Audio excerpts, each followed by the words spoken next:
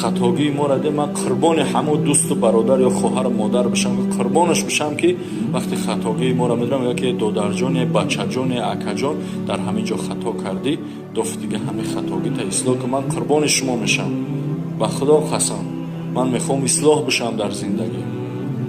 هرچی کردم خطایی در گذشتم کردم میخوام اصلاح بشم مرحمت در هیچ کم بدرو بنویس او خطا کردیم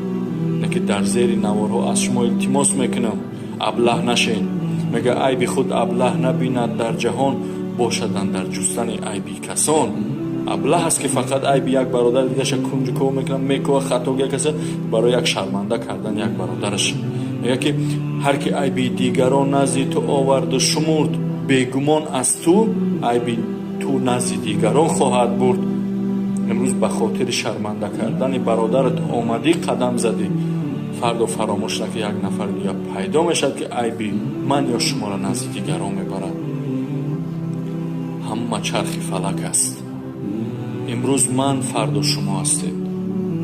یا که امروز شما هستید فردا من هستم به همین خاطر من با هیچ وقت کوشش نمیکنم در نوارهم به عزت نفس کسی برسم نام یک کسی بگیرم که جلیل مرتضی یا همیشه بگم تو همیشه خطا کردی من کوشش میکنم که زندگی نامه مردم باشد من کوشش